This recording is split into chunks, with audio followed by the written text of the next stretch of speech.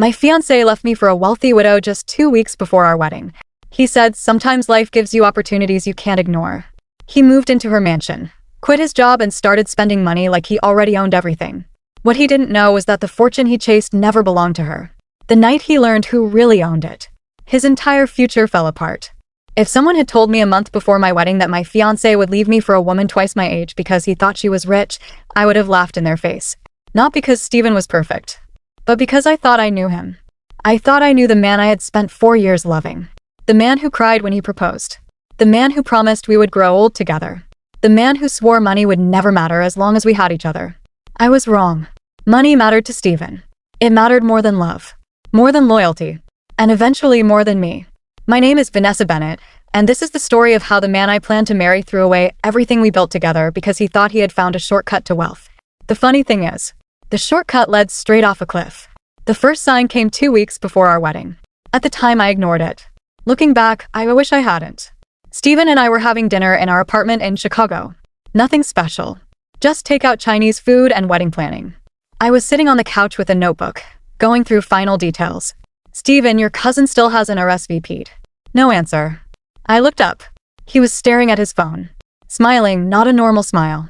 The kind of smile people get when they're reading something they don't want anyone else to see. Who's got you grinning like that? He immediately locked the screen. Nobody. That answer felt strange, but I let it go. We had a wedding coming. People get stressed. People act weird. At least that's what I told myself. Over the next few days, the changes became harder to ignore. He started taking calls outside. He guarded his phone like it contained state secrets. He suddenly became interested in expensive things, luxury watches, luxury cars, and private clubs. One night, he spent 3 hours browsing multi-million-dollar homes online. I laughed. Planning for the future? He didn't laugh back. He simply said, "You never know what opportunities might come along." At the time, the comment meant nothing. A week later, it meant everything. The disaster happened on a Friday afternoon. I was leaving a bridal fitting when my phone rang. Steven. I smiled. The smile disappeared after hearing his voice. Vanessa. Something was wrong. His tone was cold, almost rehearsed. Can you meet me? Sure. We need to talk. Those 4 words instantly made my stomach drop. Nobody ever says we need to talk when they're bringing good news. An hour later, I arrived at a restaurant downtown. Steven was already there, waiting. He didn't stand up when I arrived. Didn't kiss me. Didn't even smile. That's when I knew. Something terrible was coming. I sat down. What happened? He folded his hands. Then he said the words that changed everything. I don't think we should get married. For several seconds, I genuinely thought I had misheard him. What? The wedding is cancelled. My heart stopped. I stared at him, waiting, expecting a punchline. A joke, anything. Instead, he looked relieved. Like a prisoner finally putting down a heavy burden. Why? His eyes moved away from mine. Then he said it. I met someone. I felt the blood drain from my face. Someone. One word. 4 years destroyed by one word. My voice barely worked. Who? Her name was Sandra Harper. A wealthy widow, 52 years old. Owner of multiple companies. Worth hundreds of millions. At least according to Steven. As he talked about her, something inside me broke. Not because he loved her, but because he clearly didn't. Every sentence was about money. Her mansion, her investments, her influence. Her luxury lifestyle. Not once did he talk about her personality. Not once did he mention love. By the time he finished, I understood exactly what was happening. He wasn't leaving me for a woman, he was leaving me for a bank account. Then came the final insult. He actually smiled and said, "Sometimes life gives you opportunities you can't ignore." Opportunities. That was what he called betraying me. I stood up so fast my chair nearly tipped over. People turned to look. I didn't care. One day he said calmly, "You'll understand."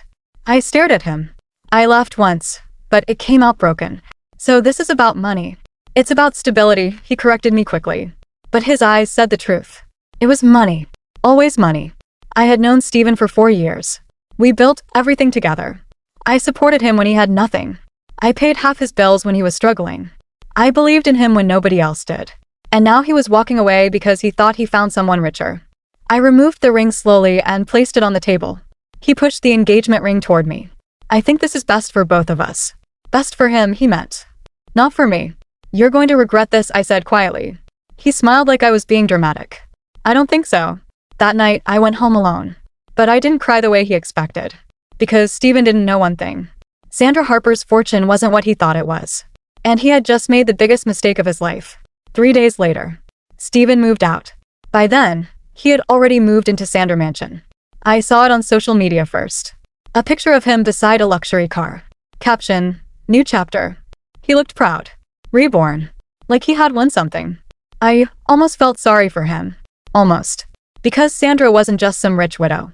She was connected to my past in a way Stephen could never imagine. Her late husband, Richard Harper, was the man who raised me after my parents died. He was my legal guardian. And before he died, he placed everything he owned into a private trust. A trust one was the sole beneficiary of. Not Sandra. Not anyone else but me. But there was one condition. I could not access it fully until I was 35, or until the trustee confirmed certain conditions were met. That trustee was Sandra. Which meant one thing. Sandra didn't own the fortune. She only controlled it. And Stephen had just walked straight into a house built on my future. 1 month later, Stephen changed completely. He quit his job, started wearing expensive watches, posted constant photos from luxury restaurants. But something else changed too. He became arrogant, cold, entitled. I heard from mutual friends that he was already talking about their wealth like it belonged to him. Worse, he started pressuring Sandra. "You should update the will," he told her once, according to a staff member. Another time he asked her to formalize their relationship quickly. He wasn't in love, he was calculating. And Sandra noticed. So she called me. "I think I made a mistake letting him in," she said quietly over the phone. I didn't even hesitate. "He's showing you who he really is." There was a pause. Then she said, "Then it's time we do something about it." That was when the plan began. Sandra decided to test Stephen. She told him she was considering transferring partial control of her estate to him once they got engaged. Stephen didn't even pretend to hesitate. He celebrated. Bought a new car the same week. Stopped pretending to care about work entirely. He believed he had already won. But what he didn't know was that every conversation was being documented legally.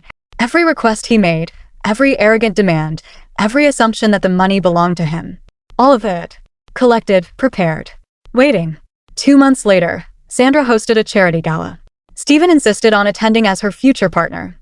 He wore a designer suit, smiled like he owned the building, and greeted guests like a man stepping into his empire. I attended too. He didn't see me at first, but when he did, he smirked. Like I was a memory he had already outgrown. "Vanessa," he said smoothly. "I hope you're doing okay."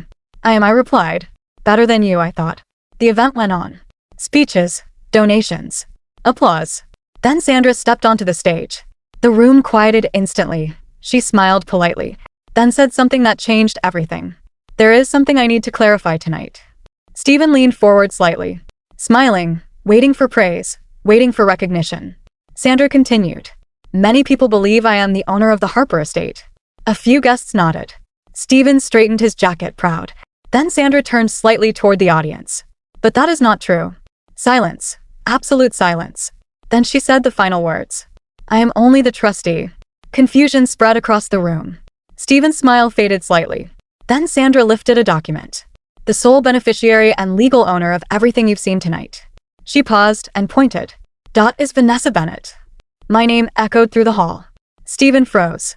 Slowly, very slowly, he turned his head and saw me standing at the back of the room, watching. The color drained from his face. "No," he whispered. But it was already over. Lawyers stepped forward. Documents were displayed.